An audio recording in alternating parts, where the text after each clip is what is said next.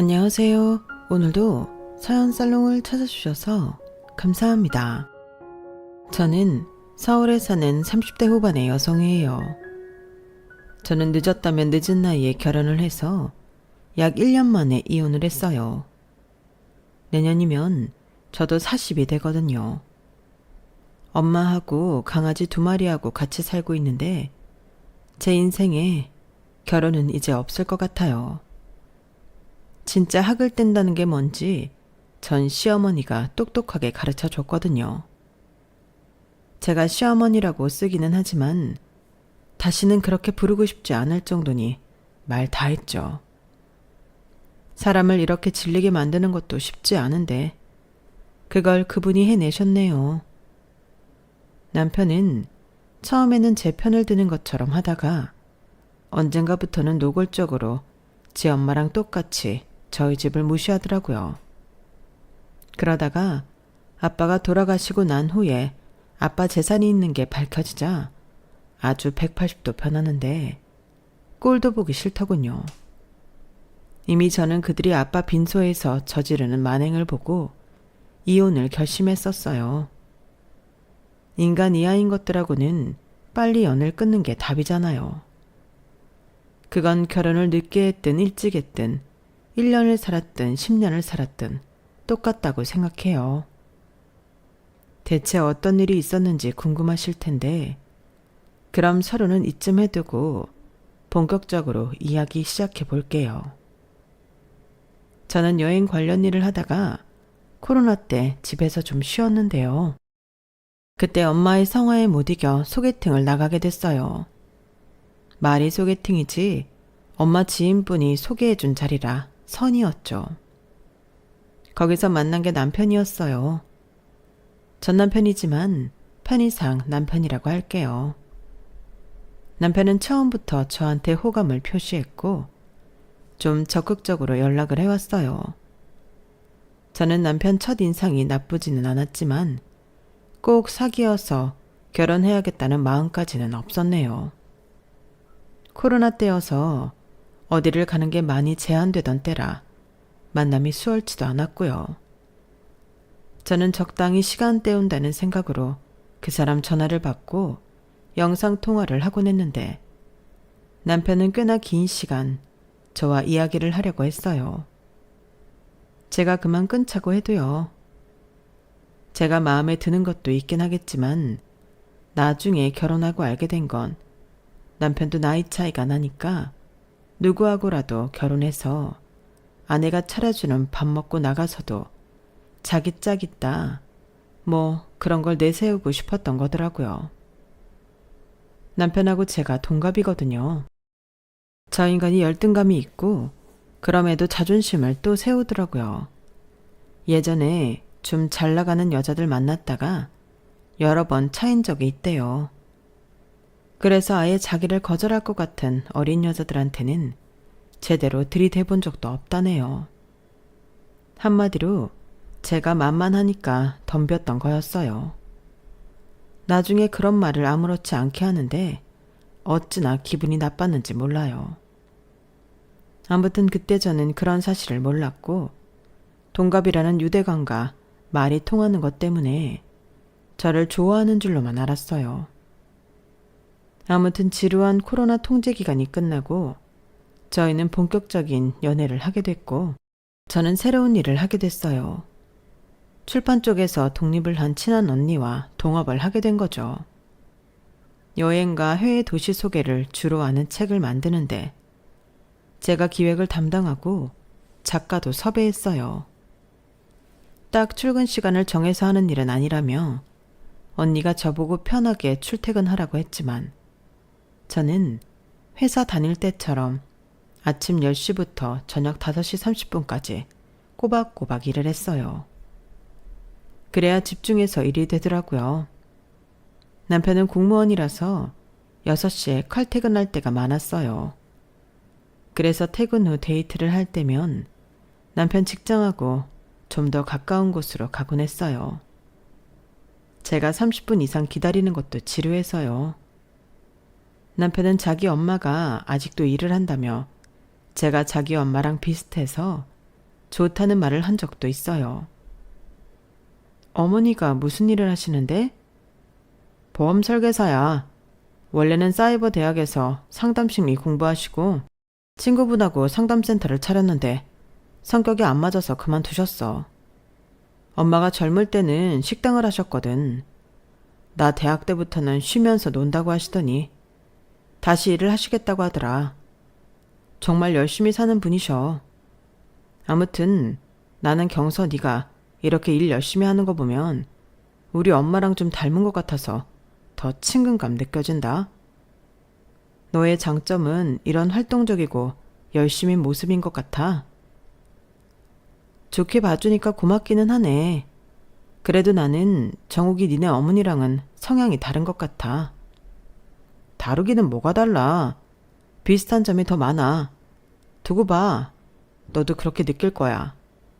참, 너 이제 니네 어머니 이러지 말고 그냥 어머니라고 해.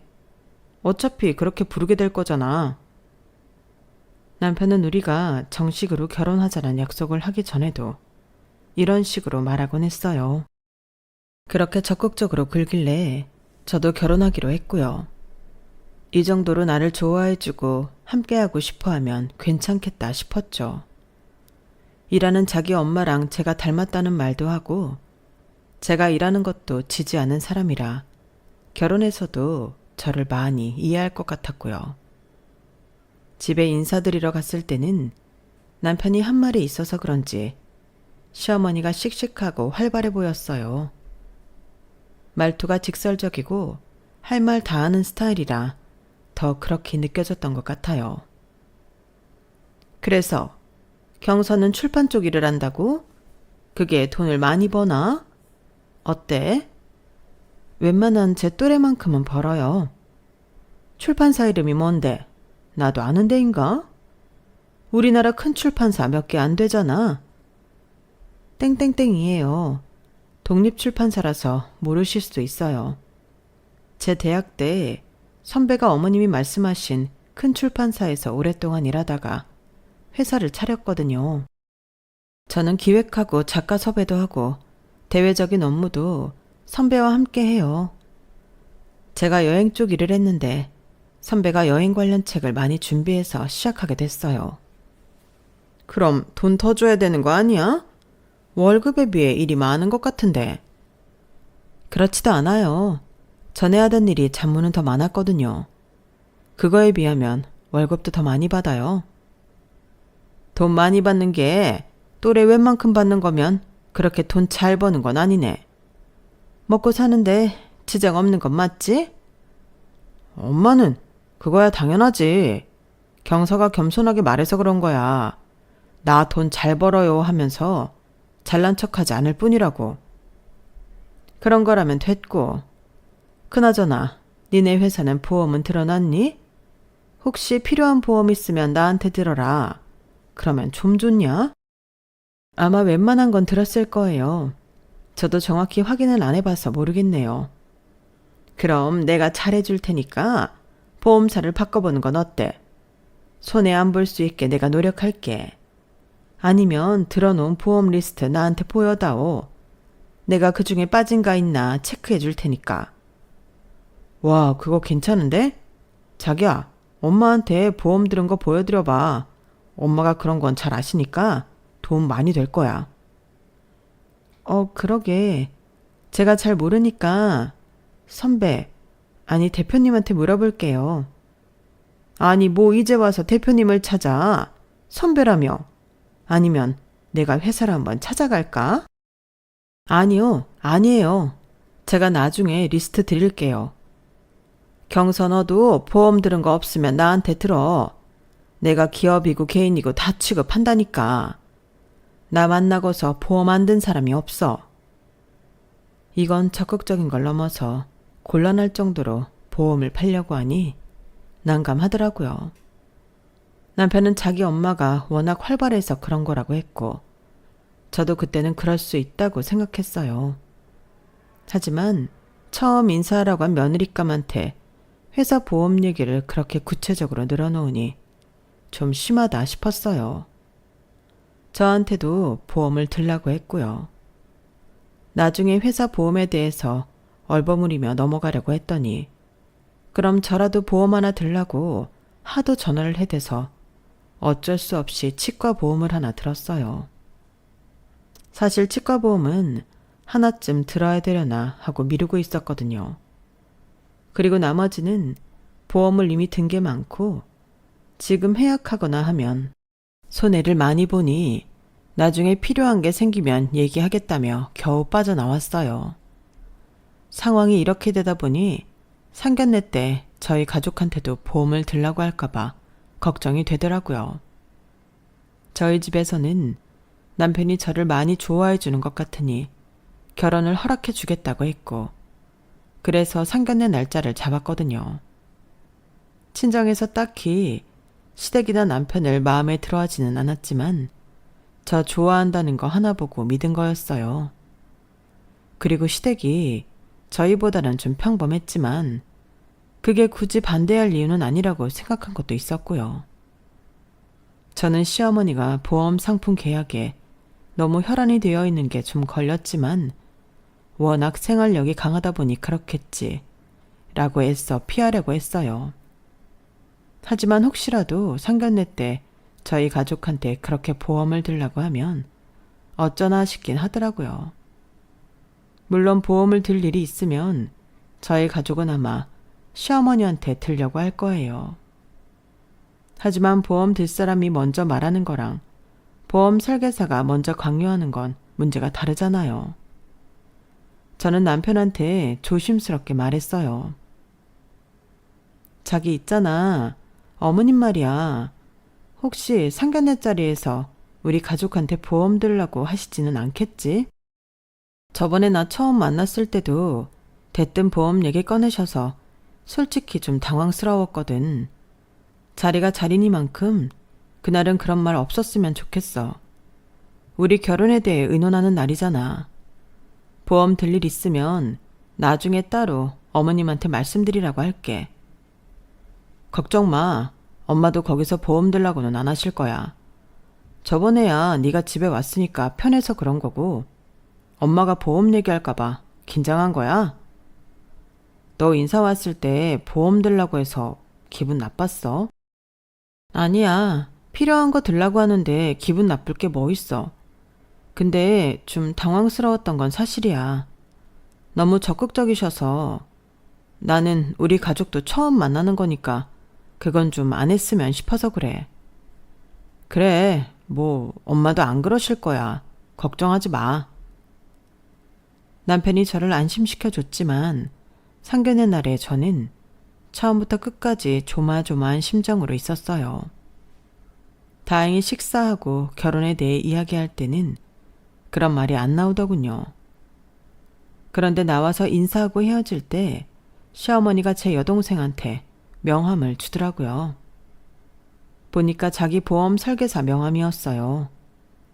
그래도 이 정도면 양호하다 싶었고 동생도 좀 놀라기는 했지만 괜찮다며 별스럽지 않게 넘어갔네요.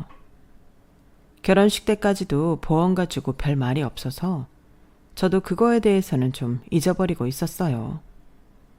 그런데 결혼하고 얼마 안 된 후부터 시어머니는 저희 부모님 실버보험을 싹 다 들게 만들었더라고요.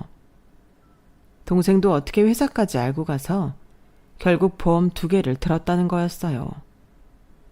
저는 너무 민망했지만 가족 모두 괜찮다고 그럴 수 있다며 오히려 제 마음을 편하게 해주려고 하더군요. 저는 그게 더 불편해졌고요. 그런데 시댁에 가는 주말이 되어 갔더니 시어머니가 이렇게 말하는 거였어요. 니네 친정이 생각보다 돈이 없나 봐. 니네 부모님 실버보험 하나씩 들고서는 돈이 없다고 아주 죽는 소리를 하더라 이거야. 내가 민망해서 다른 보험 들라고 말을 할 수가 있어야지. 보험 2개 들고 빠듯해서 힘들다 소리 나오면 대체 생활은 어떻게 하니? 혹시 니들이 생활비 대줘야 하는 거 아니니? 아니야 엄마. 장인어른 연금도 나오고 생활하는데 문제 없으셔. 그렇지 경서야? 저희 집 생활비 보태야 되고 그런 거 없어요. 걱정 마세요. 그럼 니네한테 용돈 받으려고 일부러 앓는 소리 하신 걸까? 니들 양조집에 용돈 보내는 거 다르게 하는 거 아니지? 내가 결혼 전에 말했잖아. 나 혼자고 사돈은 두 분 다 살아계시다고. 사돈 더 주는 건 좀 아니라고. 똑같이 보내야 한다고 했잖아. 맞아 엄마. 우리 그건 합의 봤어. 경서 네가 따로 돈 보내는 거 있어? 아니지? 저는 시어머니 말도 참 별로였고 남편이 저한테 두 번이나 저런 식으로 물어보는 것도 기분 나빴어요. 시어머니야, 원래 저런 면이 있다는 걸 알아서 그런지 충격이 덜했는데 남편은 정말 우리 친정을 도와줘야 되는 건지 제가 돈을 더 보내는 건지 의심하는 표정이 가관이더군요. 그냥 내가 돈을 더 주든 말든 뭔 상관이냐고 말하고 싶었지만 그런 거 아니라고 잘 설명을 했네요.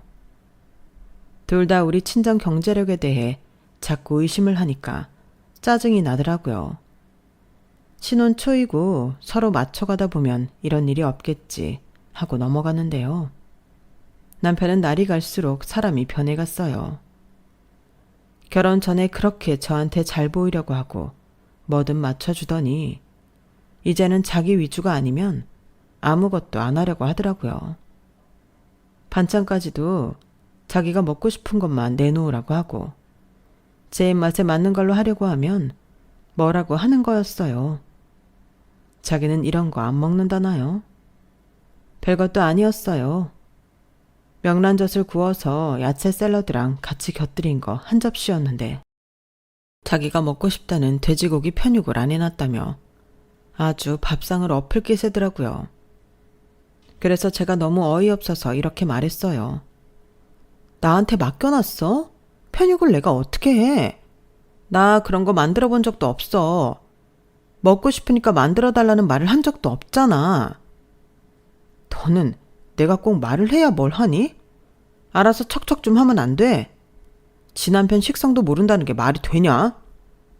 그렇게 먹고 싶으면 어머니한테 가서 해달라고 그래. 내가 엄마야? 졸으면 나오게? 네가 나 좋아하는 것 하나도 못하면 내가 결혼을 왜 하냐? 네가 있는데 내가 왜 엄마 보고 그걸 해달라고 해? 만들 줄 모르면 배워. 그 나이 먹도록 그런 것도 안 배우고 뭐 했냐? 어떻게 여자가 요리 뭐 하나 제대로 하는 게 없어. 그러더니 기분 잡쳤다며 옷을 입고 다시 집을 나가더라고요. 저는 남편 하는 말이 너무 충격이었어요. 옛날에 엄마나 엄마 친구들한테서나 듣던 고리타분한 남편들이 하는 짓하고 어쩜 그렇게 똑같은지요. 제가 알던 그 사람이 맞는지 내가 어떤 사람이랑 살고 있는지 점점 모르겠더라고요. 남편은 갈수록 저한테 함부로 하고 자기 하고 싶은 대로만 했어요. 주말에 청소기를 돌려도 소파에 누워서 꼼짝 안 하고 TV만 봤고요. 그러다가 제가 TV 앞을 가리기라도 하면 있는 성질 없는 성질 다 내더라고요. 처음에는 참았지만 자기는 집안 일손 하나 까딱 안 하고 저한테 집안일 떠맡기는 건 두고 볼 수 없었어요. 일요일에 점심을 먹는데 남편이 먼저 다 먹고는 소파에 가 누워서 TV를 켜더라고요. 이거 오늘은 자기가 치워. 내가 만들었으니까 자기가 설거지 하라고. 싫은데?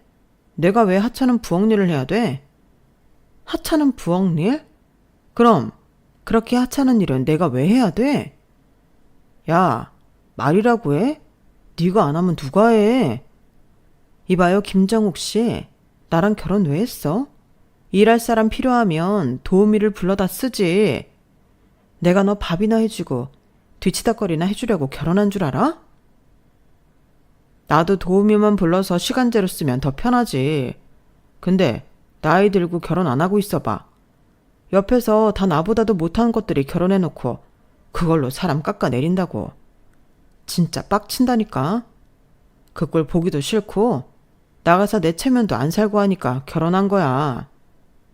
너는 솔직히 내가 결혼하자고 해서 고맙다고 해야 되는 거 아니냐? 네 나이에 누가 결혼하자고 해. 다 어리고 젊은 애들이 좋지. 너처럼 나이만 먹고 고집 세고 친정도 별 볼 일 없는데 누가 데려가겠냐고. 그럼 죽는 신용이라도 하면서 집안일 해야 되는 거 아니야? 그러니까 나이 들어서 결혼은 해야겠고 어린 애들 만날 자신은 없으니까 나랑 결혼했다 이 소리야? 솔직히 나는 네가 하고 다니는 거나 본가가 좀 사는 동네에 있길래 니네 돈 좀 있는 줄 알았는데 그것도 아닌 것 같더라. 그럼 내가 너 주워준 거 평생 은혜로 알아야지. 요즘 공무원 인기 좀 떨어졌다고 해도 이만한 직업 없잖아. 네가 남편 잘 만났으면 알아서 좀 잘해야지. 아니, 내가 뭐가 고마워. 대단한 능력이 있는지도 모르겠고 그저 공무원 시험 하나 붙은 걸로 게으르게 살면서 마누라 무시하는 인간이 뭐가 고맙냐고. 너 그 말 취소해. 그러자 남편은 피식 웃으면서 배만 벅벅 긁었어요. 웃기시네. 취소 안 하면 뭐 어쩔 건데. 집이라도 나갈 거야? 어디 나가봐. 그래봐야 네 손해지. 저는 바로 방에 가서 남편 물건들을 하나하나 끌어내서 현관으로 집어 던졌어요. 처음에는 가만히 있던 남편도 장난이 아니라는 걸 느꼈는지 나중에는 저를 붙잡고 말리더군요. 야, 너 미쳤어? 이거 다 끌어내서 뭐 어쩌자는 거야? 어? 네가 잊었나 본데 이 집 내가 대출 내서 계약했어. 집 명의도 내 거라고. 알아? 나보고 뭐가 어째? 나이 먹어서 고집 세고 친정도 별 볼 일 없으면서 알아서 잘하고 살라고? 너 이 집에 집은 없으니까 당장 나가. 내가 가만히 있을 줄 알았나 봐? 저는 남편 물건들을 밖으로 끄집어내고 당장 나가라고 소리를 질렀어요. 남편이 어떻게든 해보려고 했지만 저는 틈을 주지 않고 있는 힘을 다해 남편을 밀어서 현관 밖으로 쫓아냈죠. 남편은 그 바람에 런닝에 반바지 차림으로 밖에 나가게 됐어요. 살면서 그토록 배신감을 느끼고 모욕적인 날이 없었어요. 저는 남편이 못 들어오게 안에 중문을 잠가버렸어요. 남편은 현관 비번을 열고 들어왔어도 중문이 잠겨서 밖에 서서 계속 저를 부르더군요. 이러지 말지. 내가 이번만큼은 봐줄 테니까 얼른 이 문 열어. 봐주긴 누가 누굴 봐줘. 내가 이런 말을 듣고도 이러고 살 줄 알았나 본데 아니거든? 너 나한테 싹싹 빌고 다시는 안 그런다고 하지 않으면 못 들을 줄 알아? 남편은 그런데도 입을 꾹 닫고 아무 말 안 했어요. 정말 최소한의 미안하다는 표현도 안 하더라고요. 저는 그게 더 기분 나빴어요. 결국 남편은 밖으로 나가더라고요. 그때 저는 속으로 이미 이혼을 결심했어요. 완전히 속아서 결혼했고 저는 최소한의 인간적인 대접도 받을 수 없을 거라는 걸 알았거든요. 남편이 시댁에 들어갔든 어디에 갔든 신경도 쓰지 않기로 했네요. 저는 현관 비번을 바꿔놓고 출근을 했어요. 저 없을 때 남편이 들어올 수 없도록 말이죠. 제가 너무 심하다고 생각하시나요? 저는 결혼하면 저한테 더없이 잘해줄 것처럼 결혼을 밀어붙여놓고 이렇게 싹 돌변해서 사람을 무시하는 게 더 심한 것 같아요. 결혼 생활 내내 계속 실망의 연속이었는데 드디어 그 끝을 본 거죠. 그렇게 며칠이 지났는데 시어머니가 연락이 왔더라고요. 제 회사 근처라면서 잠깐 보자는 거였어요. 남편 때문일 거라고 예상이 돼서 나가고 싶지 않았지만 어차피 한 번은 부딪혀야 하는 일이라 시어머니를 만나러 갔어요. 그런데 시어머니는 더 황당한 말을 하더군요. 야, 너 우리 정욱이랑 안 살 생각이야? 정욱이가 엊그제까지 친구 집에 있다가 온 것 같던데 네가 집 현관 비번도 바꾸고 중문도 잠갔다며. 지금까지 네가 정욱이 안 찾는 거 보면 뭐 마음이 없는 거니? 정욱이는 네가 이혼 얘기할 것 같다고 하던데? 눈치는 빠르네요. 네, 저는 저를 무슨 자기 뒤치다거리 하는 사람쯤으로 여기는 남편하고는 못 살 것 같아요. 저한테 심한 말 한 거 무시하는 행동한 거 사과도 안 하잖아요. 너도 참 너다. 남자 하나 구슬릴 줄을 몰라서. 뭐 네 뜻이 그렇다면 나라고 별 수 있겠니? 그런데 너 이거는 분명히 알아둬라. 네가 안 산다고 한 거지 우리 쪽에는 별 문제 없어. 뭐 집안일 분담 이런 거 갖고 갈등 안 하는 부부가 어디 있니? 그런 걸 갖고 네가 먼저 우리 아들 내쫓고 네 대출로 산 네 명의 집이네 하면서 자존심 상하게 만들었잖아. 그러니까 우리한테서 뭐 받아낼 수 있을 거라는 생각은 하지 마라. 그 정도는 너도 알겠지? 너 똑똑한 척하는 거 보면 알고도 남을 것 같긴 하다. 우리야 뭐 정욱이 정도면 너보다 좀 더 어리고 예쁘네. 친정도 더 살만한 집 만날 수 있지 않을까 싶다. 너는 나이가 좀 많잖아. 남녀가 같은 나이면 여자가 더 늙은 거야. 또 하나 말해두는데 니들 이혼해도 니네 집에서 나한테 보험 든 거 해약은 안 된다. 보험 든 지 얼마 안 돼서 해약해봤자 손해야. 저는 그 순간 머릿속으로 빨리 이혼 전문 변호사를 구해서 이혼 소송을 시작해야겠다는 생각뿐이었어요. 시어머니도 남편도 이 정도로 낯짝 두껍고 뻔뻔한 인간들일 줄은 정말 꿈에도 몰랐거든요. 네, 어디 해볼까요? 과연 법원에서도 그렇게 판결을 할지 모르겠네요. 두고 보세요. 사실 저는 얼마 전부터 남편과 대화하는 것도 다 녹음하고 있었고 전화통화도 싹 다 녹음 중이었어요. 남편이 쫓겨다는 날 했던 말들도 다 녹음되어 있었죠. 저한테 대하는 게 너무 심했기 때문에 이런 날이 올 수도 있다고 짐작하고 있었거든요. 하지만 그걸 시어머니한테 말해주지는 않았어요. 만약 저한테 녹음한 게 있다는 걸 알게 되면 어떤 식으로 나올지 모르니까요. 그렇게 제가 이혼 소송 준비를 막 시작하려고 한 다음 날, 저와 친정에 큰 비극이 닥쳤어요. 아빠가 갑자기 쓰러져서 응급실로 옮겼는데 심근경색으로 얼마 안 돼서 돌아가셨거든요. 저는 전화로 엄마한테 그 얘기를 듣는 순간 정말 눈앞이 캄캄하다는 게 뭔지 알겠더군요. 엎친 데 덮친다고 나쁜 일들이 한꺼번에 일어났던 거죠. 무슨 정신으로 빈소를 차리고 조문객을 받기 시작했는지 모르겠어요. 제가 하도 허둥대니까 회사 대표인 선배가 옆에서 많이 도와주기는 했어요. 그렇게 빈소가 차려지고 넋이 나가서 있는데 남편은 얼굴도 보이지 않더군요. 엄마나 동생도 저희 사이가 안 좋다는 건 눈치채고 있었어요. 그래도 이런 중대한 일에 찾아오지도 않으니 둘 다 화가 난 것 같더라고요.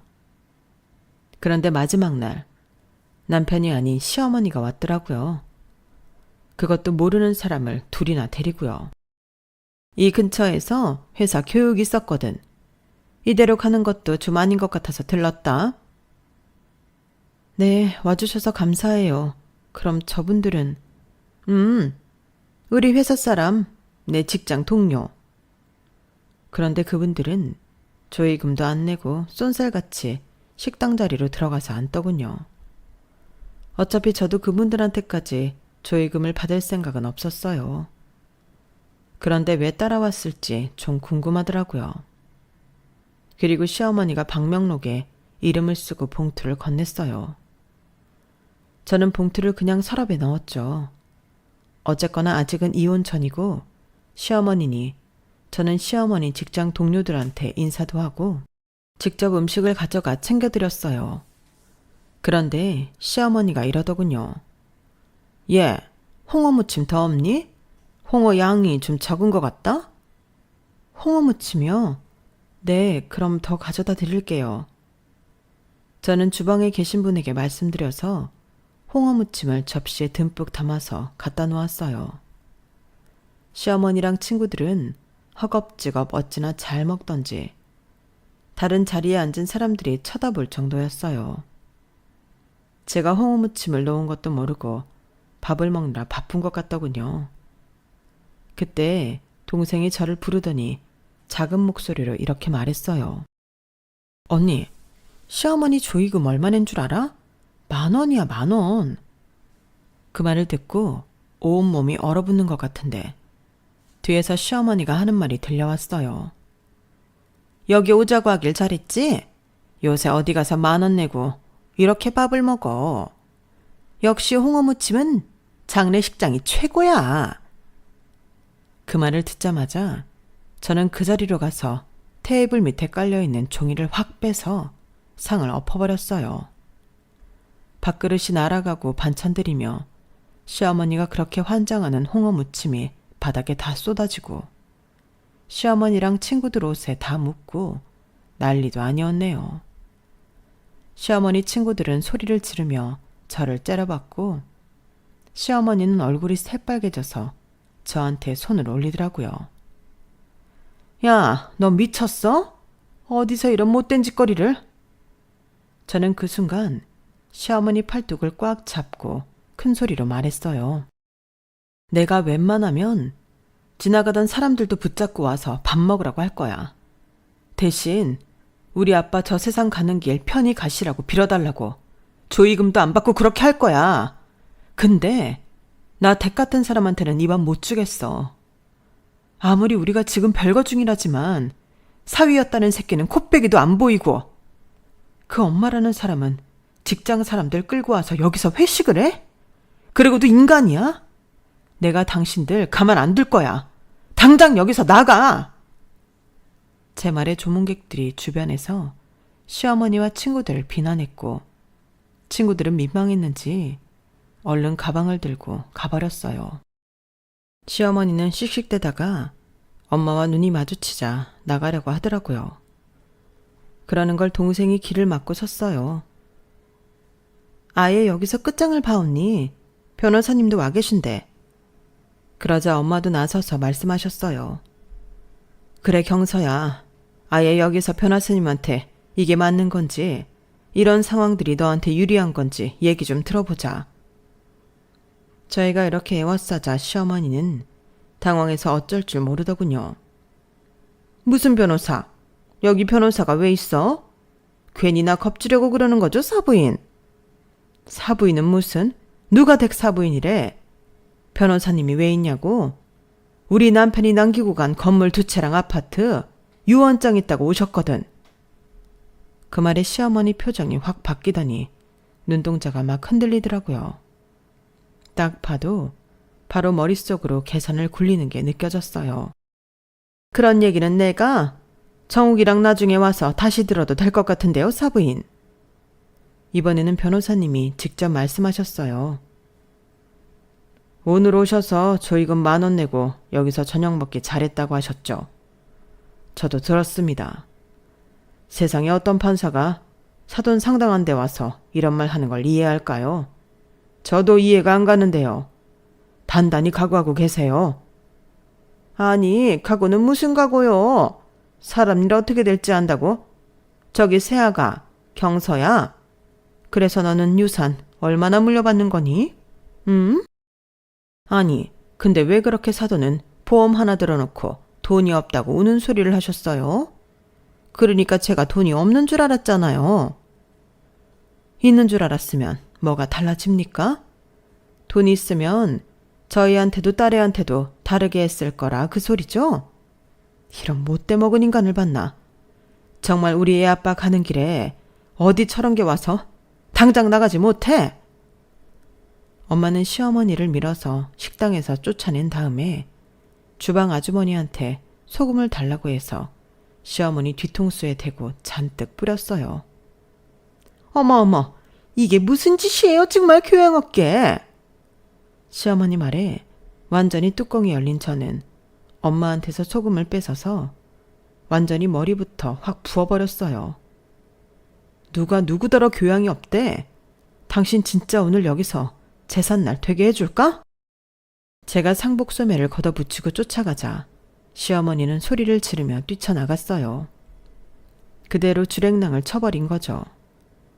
다음날 발인을 하고 납골당에 갔는데 아빠를 모셔놓고 나오니 남편이 있더군요. 검은색 양복에 검은 넥타이까지 하고서요. 그러더니 제 손을 잡고 눈물을 짜내는 거였어요. 경서야, 내가 너를 어떻게 볼지 몰라서 빈소에도 못 가봤어. 혼자 얼마나 고생했어. 장인어른 이렇게 돌아가셔서 어떡하냐? 너 힘들지? 내가 너 힘든 거 몰라줘서 미안했어. 우리 정말 지난 날은 잊고 다시 잘해보자. 어? 그게 돌아가신 장인어른도 기뻐하실 일 아닐까? 저는 남편의 손을 확 뿌리치며 비웃었어요. 야, 어디서 약을 팔아. 우리 아빠가 너랑 다시 잘해보면 열불이 나서 저 세상에서도 편치 못할걸? 너는 이미 끝났어. 너 내가 유산 받을 거 있다는 거 알고 이러는 거지? 이제 네가 콩으로 매주를 쓴다고 해도 안 믿어. 알아? 당장 꺼지지 못해? 이러지 말고 나 한 번만 봐주라. 아니 용서해줘. 네가 나더러 사과하랬지? 사과할게. 내가 정말 잘못했어 경서야. 그렇게 쇼를 하고 있자 엄마가 나와서는 남편 뺨을 사정없이 갉아버렸어요. 그러자 남편은 놀라서 눈물까지 글썽이더군요. 나쁜 자식, 이런 더러운 속물들. 너 다시 한번 우리 앞에 얼씬거려 봐. 내가 너 지옥까지 따라가서 괴롭힐 거야. 장모님, 이러지 마세요. 속상하신 거 저도 아는데 이러시면 건강에 안 좋아요. 저희 다시 화해하고 잘 살아볼게요. 네? 이놈 이거 정말 내 딸을 그렇게 속여먹고 정신을 못 차렸네. 너 내 남편이 유산 남겼다는 거 네 엄마한테 듣고 이러는 거잖아. 여기 얘들아, 여기 좀 와서 이놈 좀 끌어내. 그러자 제 외사촌 남동생 셋이 왔어요. 셋 다 키도 크고 덩치도 좋았거든요. 그런 남자 셋이 자기 앞에 서자 남편은 쫄아서 아무 말도 못하더라고요. 3명이 남편을 붙잡고 주차장까지 끌어냈고 저는 다시는 얼씬도 하지 말라고 했어요. 너는 내가 사과하라고 했을 때 했어야 돼. 나이가 많아서 내가 너 아니었으면 결혼도 못했다고? 야, 이딴 게 결혼이면 나 다시는 안 해. 그날을 끝으로 저는 남편 얼굴을 다시 보지 않았어요. 엄마랑 동생은 당연히 보험을 해약했고요. 저도 치과보험 들었던 걸 해약했네요. 손해가 문제가 아니었거든요. 남편과 시어머니는 그 뒤로도 싹싹 빌고 비굴하게 굴며 연락을 해왔지만 저도 엄마도 받아주지 않았어요. 그렇게 저는 이혼 소송을 했고 결국 저에게 정신적 피해 보상을 하라는 판결이 나왔네요. 남편은 그 돈 낼 생각에 아주 억울해 죽으려고 하더라고요. 너 돈 안 주기만 해? 우리 엄마가 그랬지? 지옥까지 따라간다고. 나는 지옥보다 더한 데까지 따라갈 테니까 그런 줄 알아. 결국 시어머니가 돈을 마련해서 제게 위자료를 줬다고 들었어요. 안 줬으면 저는 정말 악착같이 받아냈을 거예요. 그 후로 저는 다시 엄마와 함께 살며 일하고 틈틈이 여행 다니며 제 삶은 열심히 살고 있어요. 결혼을 해야만 제대로 된 인생을 사는 건 아닌 것 같아요. 혼자 사는 게 더 나을 수도 있겠더라고요. 이상한 사람을 만나 상처받고 쓸데없는 에너지를 쓰는 게 더 손해니까요. 지금까지 제 이야기 재밌게 들으셨나요? 아직 미혼이신 분들, 저처럼 이런 이상한 남자 안 만나시기를 제가 간절히 바라고 있을게요. 늘 좋은 인연들만 만나세요. 지금까지 들어주셔서 감사했어요. 건강하시고요. 여러분, 사연 댓글에 응원과 현명한 조언 부탁드려요. 좋아요와 구독은 저에게 큰 힘이 됩니다. 오늘도 좋은 일 가득하세요.